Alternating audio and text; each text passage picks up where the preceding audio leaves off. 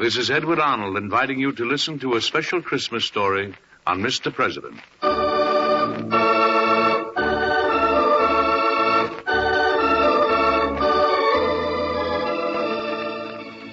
In observance of the Christmas holidays, Edward Arnold puts aside his role of Mr. President to bring you by transcription a special broadcast. In the minutes to follow, you will hear a story written by W.E. Kuehl and adapted for radio by Gene Holloway. The story titled, The Man at the Gate of the World.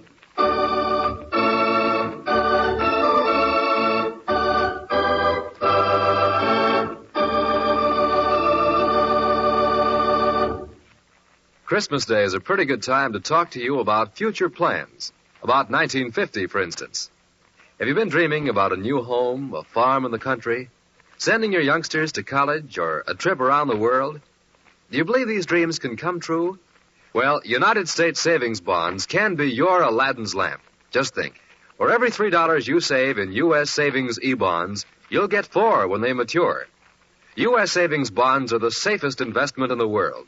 They're an investment in your government. And here's a suggestion.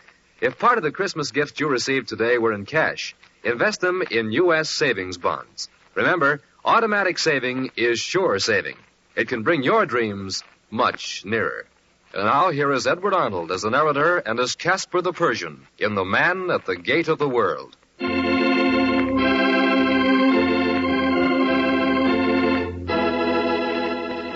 Gather close and listen. For once more, it is the anniversary of his birth, the 1949th anniversary of the life dedicated to peace on earth, goodwill towards men. Listen to the story of a star and a man who followed it to the gate of the world.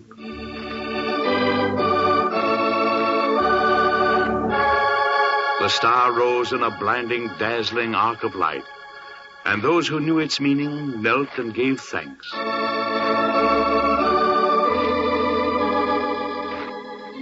And in the east, the 3 magi who had long awaited the coming of that star mounted their camels and started westward. Melchior, Balthazar, and Casper. 3 wise men who believed the star would guide them to the cradle of a king of kings.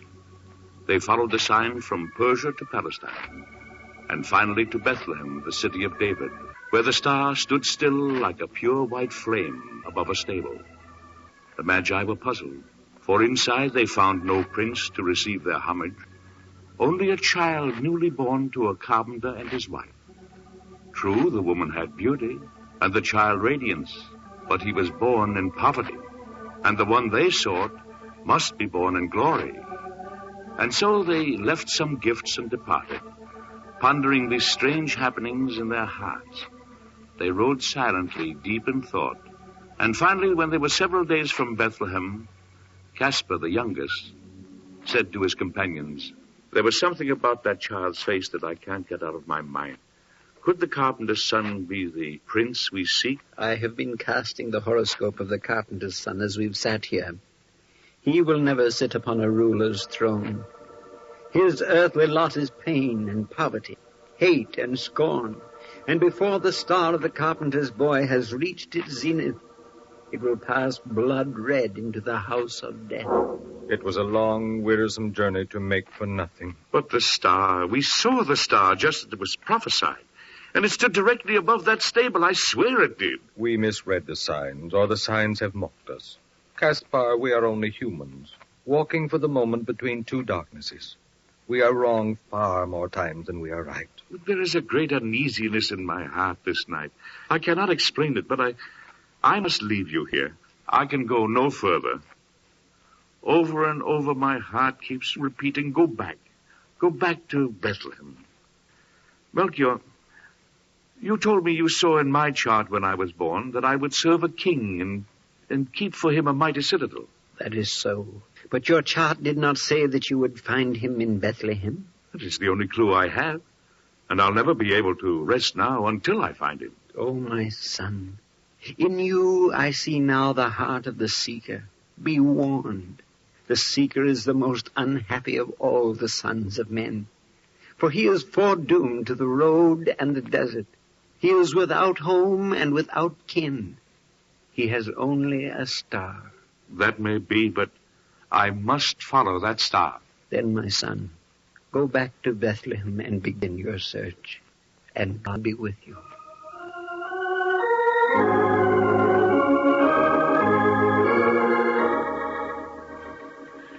And so Caspar parted company from the friends of his life, Balthazar and Melchior, and started back on his solitary way towards Bethlehem. And now the skies were black and chill, and the only star that burned was the memory in his own heart. Bethlehem was a city of tragedy, shrouded, full of tears. Caspar went to the inn. Yes, I can give you lodgings. The inn is empty. Thank you. Tell me, I heard so many women crying as I came through the city. Why do the women weep? They weep for their sons. The soldiers of Herod have gone through the streets, killing every babe they could find. Why? Because it was rumored that a child was born here a few weeks past that shall rise and become king of the Jews, the king of kings. A child born here? Yes. Can you imagine a king as powerful as Herod afraid of a newborn babe? Tell me, I was here a few weeks ago. There was a woman bore a son in the stable behind your inn. Oh, yes, Mary and Joseph of Nazareth. Was that child killed? No, they fled in the night. My wife said they went into Egypt. Egypt? Then I must go to Egypt.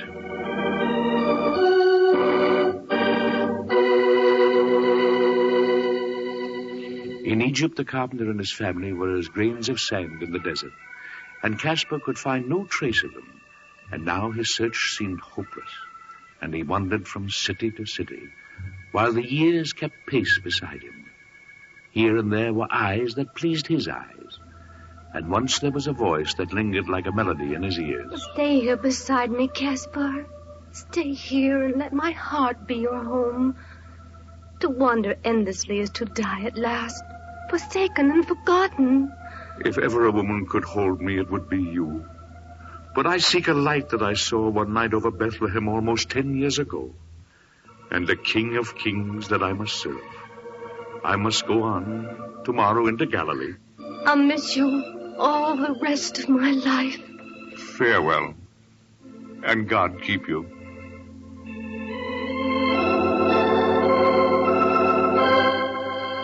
And so one day at eventide, Caspar came to the gates of a city in Galilee. He was worn and tired, and from his eyes looked the heart of the seeker, weary with his own hunger, aching with the pain of silence and the desert. While he stood momentarily looking about him, a boy separated himself from a group of children and came toward him. Wilt thou come with me, sir, to my mother's house? It is near at hand, and there is water there for thy feet and bread and wine to sustain thee. May I guide thee there? Caspar wondered for a moment, and then deciding that the house must be an inn, he took the small hand offered him and followed the boy into the city. At last they came to a house within a courtyard, and the boy asked him to sit down and disappeared into the house. Caspar looked about him in wonder, for this was not an inn, but a small, poor house.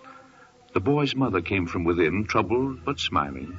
Caspar said to her immediately, "I supposed he was guiding me to an inn. I'm sorry to trouble you." Do not feel embarrassed. You see, daily my strange son goes to the gate, seeking any who seem weary, so that he may bring them home. And so gentle is his spirit, so eager to help any that he can, that it is a joy to receive whoever he brings. I have brought the towels and water for thy feet. Thou wilt feel much refreshed after I have finished. Here, I can do that. No, let me remove thy sandals, sir. Tell me, why dost thou do these things, child? I know not. So many have asked, but I know not what to answer. Well, there must be some thought that governs thy deeds, some purpose. I cannot tell thee what compels me to do these things, sir, for I do not know yet. But someday I shall know. Until then, I do what I must do. When I see men weary and in need, I feel that I must give them rest. That is all. There. Dost thou not feel better, sir? Yes, I feel much better. Wilt thou not share our supper, sir? Oh, my thanks, but no. I must get to an inn before nightfall. I will guide thee there. Oh, bless thee for thy graciousness. I ask thy pardon for my boy. He seeks always the poor and needy, but today he mistook his guest. He knows so little of the world. No, he made no mistake. I needed him more than any other man. Master, what dost thou seek? My child, if I said a star, thou wouldst not understand. And so the only answer I can make is that I seek naught that thou couldst help me find. But I go now to Damascus, and I would that thou couldst come with me. No. Soon I must go to our own great city where the temple stands. But then, after that, one day I shall go to Damascus. I have heard it said that there are so many people there that it is called the Gate of the World. That is true. I shall stand at Damascus, at the Gate of the World. And perhaps someday I'll meet thee there. That may be, for I am sure we will meet again. I will ever love Caspar the Persian, and if ever I need a friend, I will remember him. If thou ever needst a friend, thou hast only to let me know. We will meet again, perhaps at the Gate of the World.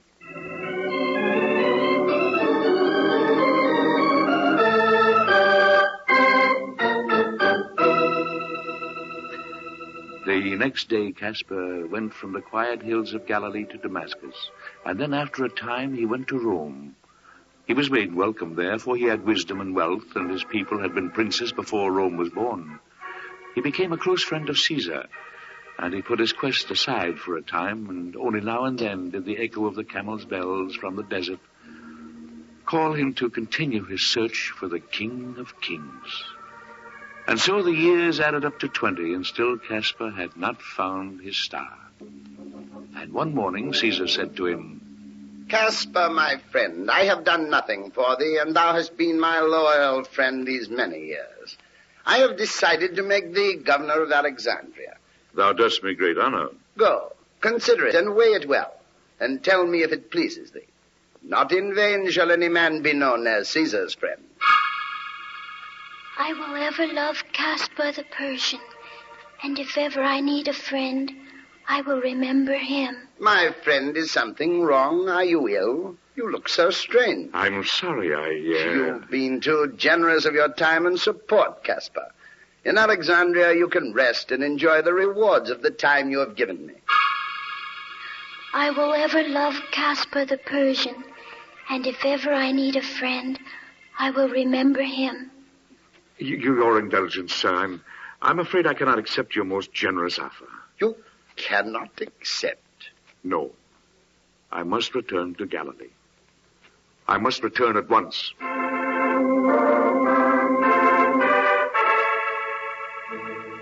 And so it was that Caspar came once more to the hills of Galilee and followed in the footprints of his earlier journey. I will find the boy, he said over and over to himself. Perhaps together we can solve the riddle of the star that guided me to Bethlehem. He retraced once more his steps to the boy's house. He entered the courtyard, and his heart was pounding with an excitement he had not felt since the night he followed the star through the gates of Bethlehem. An old man came through the courtyard towards him. Well, what wouldst thou of this house? I seek a family. 20 years ago, I came to this city. In those days, a boy dwelt here with his mother, and they gave me hospitality. Knowest thou anything of them? Aye, it is ever the same question. It would seem that I came here for no reason but to answer it. I'm sorry if I caused the annoyance. I came hoping the boy would still be here. Thy pardon, sir, but questions concerning the boy have been so many, my patience is almost at an end. The boy is not here now. He is dead. Dead? He was crucified. Crucified? Tell me, knowest thou where the boy was born? Why, yes, he was born in Bethlehem, the city of David. Bethlehem? Born in Bethlehem? Oh, what a fool I've been. What a fool. The boy was a strange lad. He went to Jerusalem and opposed the priests of the temple. So they laid a charge of sedition against him and slew him there. Crucified. He who loved and gave so much of himself. Crucified. His followers say that after he was slain, he rose from the dead. But if this is true, he did not come here. I have not seen him. But the tales. Oh, the tales they tell of him. They say he was born in a stable because there was no room in the inn. And there are those who would have you believe that angels proclaimed his birth with hymns in the sky, and that 3 kings from the east, Magi and astrologers, followed a star to the stable and came to do him honor. They did, and I was one of them. You were one. Aye. But when the star brought us to the cradle of a carpenter's babe, we could not believe that before us was a king of kings. And so we left. It's got so a man hardly knows what to believe anymore. Heed me, carpenter. Twice I saw the star and did not know it for mine. Do not thou likewise. Where are his followers now? They say many of them are in Damascus. Damascus? Of course, Damascus.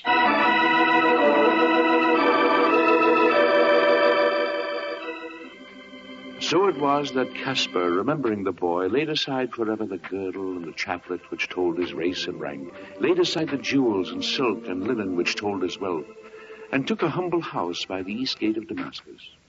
And every day he stood by the gate, watching for those who were weary and in need. To them he would say, "Wilt thou come with me to my house? It is near at hand, and there is water there for thy feet, and food and wine to sustain thee." He stood at the gate of the world year in and year out, and as the tide of life flowed and ebbed past him, he watched constantly for that one face that he would know. And there came gradually into his heart a great pity and compassion, until he yearned over all humanity as though each member of it was his only child. And there was no man to tell him that perchance the one he had sought had already come to stand day by day at the gate of Damascus. The long, long years inched by. His step became halting, his eyes half blind. And one hot morning, as the old man stood at the gate, the voices of the past swirled blindly about him. His earthly lot is pain and poverty, hate and scorn. The seeker is foredoomed to the road and the desert. He is without home and without kin. He has only a star. Stay here beside me, Caspar. To wander endlessly is to die at last, forsaken and forgotten. Will you come with me, sir, to my mother's house? It is near at hand, and there is water there for thy feet, and bread and wine to sustain thee. I ask thy pardon for my boy. He seeks always the poor and the needy. But today he mistook his guest. He knows so little of the world. I will ever love Caspar the Persian.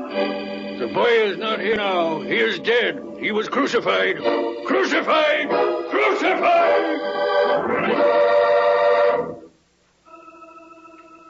The torments of his memories tore through Caspar like a living agony. At noon, the wall behind him became a narrow shaft of wood whose touch was full with fiery pain. His hands were outstretched on either side, each a core of burning torture. His feet were lacerated with flames, and his parched and swollen tongue longed for the death, but could not speak the words to beg for it. At last, mercifully, he fainted, and the gateman carried him to his house. And the kind, dark hand of night came down on his fevered body and soothed him to sleep. In the morning, Caspar was back at the gate, and as the crowds pressed through, suddenly a man, lame and evil of face, stood before him, staring at him with mockery. Caspar looked back at him, uncertainly, and then spoke. "Art thou weary? Come with me to my house close at hand. I have water for thy feet and bread and wine." Well, here indeed is a welcome to Damascus. Thou art a fool, old man, to stand here like this, taking the scorn and abuse of the world. I spit on you. Come with me, thou art weary and in pain. Will no one rid me of this meddlesome old fool? I'll split thy head open for thee with my staff. I'll kill you for that. Wouldst thou strike a man so holy? I would strike men holier than he, Gateman. He's a fool. He would be better off dead. Father, forgive them, for they know not what they do. What sayest thou? Come home with me. Aye, I'll grant thy prayer. I'll go with thee. Let's see whether you will truly fill my stomach. Come, fool, and show me the way. Follow me. If any harm come to him... Watch thy gait. I'm not afraid of thy threats. Follow me.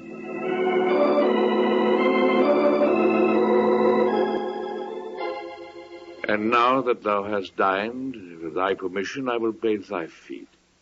Suffer it to be so, for it is my custom, and thou hast come far today.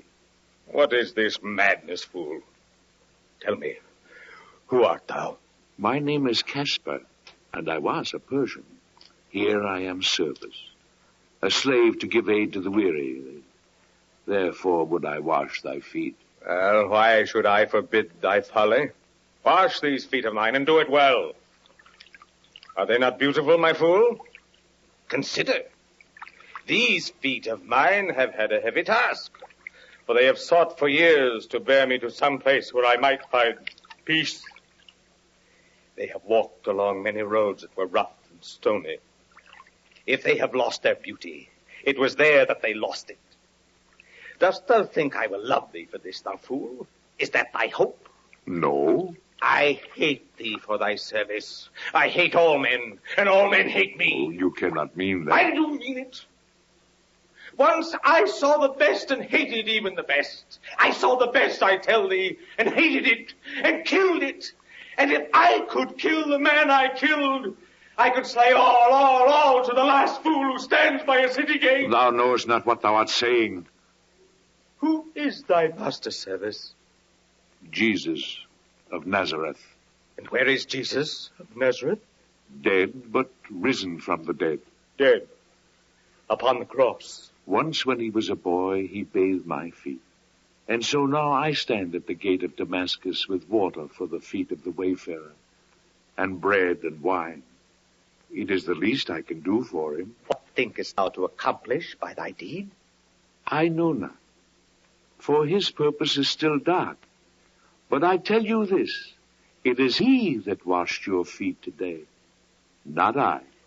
Fool, I have heard something of this tale from other lips. Was there not one of his company who betrayed him? Should I speak of that sin when there is so much that is great to speak about? Thou art the first to hide it. But was that evil one not there at the Last Supper, and the deed that followed it? Did thy master bathe his feet too? Aye, but his heart was hardened so that he might not be saved. He might not be saved. Then thy master failed, poor fool. Thy master failed. No. I know that he had the one power in the world that could not fail. The memory of the deed. 30 pieces of silver instead of a soul. 30 pieces of silver in the knowledge of heaven that can never be entered. 30 pieces of silver and a star has gone out, and the eyes that all men should kneel before mask forever, living hell for the traitor, to remember and remember and remember. No. In a few days he died, slain by his own hand in his despair. No, fool, no. That was a tale they told to save him from the doom of Cain. Fool, how could he die? How could he of all men go to meet his Lord? He stands before you now. He stands before you. Caspar crouched on the floor, trembling, transfixed with horror, and then anger swept through him like a flame. He closed his eyes and tried to seal his heart against it, for in that blinding instant he recognized this hour and its purpose. But his hands ached to strike, to kill. His tongue burned with words. Here before him was a man who had slain the boy. The old man shook, the issue trembled in the balance, and a whisper hung upon the air. Oh, Caspar, I must save the world. The entire world.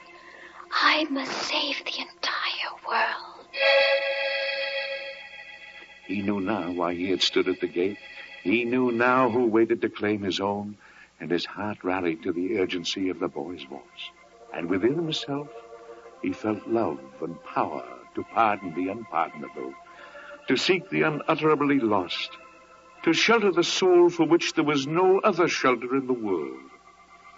He raised his head to seek the face of his guest. And the cry of that guest as he met his eyes thrilled him through. Master! It is thy eyes I am looking into once again. It is thy eyes. And thou hast forgiven me. Ye love me still. Master, I fled thee far, but thou hast found me. But how can I be forgiven? Never, never.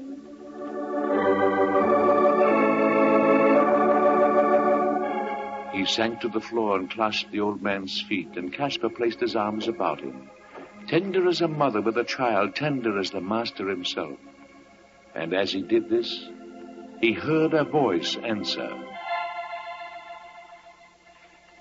My brother, Judas, there is no never in my love. Long have I sought thee, my brother, for I could not be the world's deliverer without first delivering thee. Ah, now I know thee, O matchless one, Prince of the Star, the deliverer for whom the world has waited. Thine the power, and thine the glory. For here is thy sign.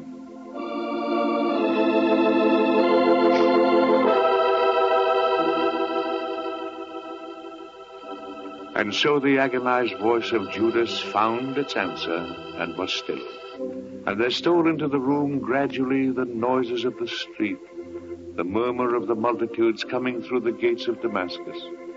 But Caspar still knelt, for the light of a star was on his face, a light that would shine for all people, the light that was the love of the Son of God, that would shine for all mankind until the end of time.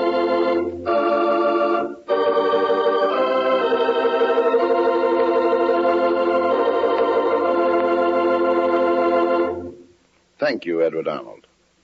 Today's special program on Mr. President reminds us of another Christmas program that will come to you today on the greatest story ever told. This drama has won numerous awards from leading church authorities, critics, and newspapers. But some of the most memorable tributes to this Sunday evening program have been from the listeners themselves. Many of the letters people have written have been letters of appreciation for dramatizing the inspiring story of the man who led the greatest life ever lived. This afternoon, the second portion of the Christmas drama, The Prince of Peace, a story of the Nativity, will be heard.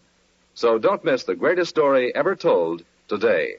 And be sure to listen next week at this time when once again we resume our regular broadcast of little-known stories of Mr. President. This transcription was produced and directed by Dick Woolen. Edward Arnold appeared by arrangement with Metro-Goldwyn-Mayer, producers of the Technicolor musical On the Town, starring Gene Kelly, Frank Sinatra, Betty Garrett, and Ann Miller. The Man at the Gate of the World was written by W.E. Kuehl and adapted for radio by Gene Holloway. Be sure to listen next week when the American Broadcasting Company and its affiliated stations once again bring you Edward Arnold with another interesting and factual story of Mr. President. This is ABC, the American Broadcasting Company.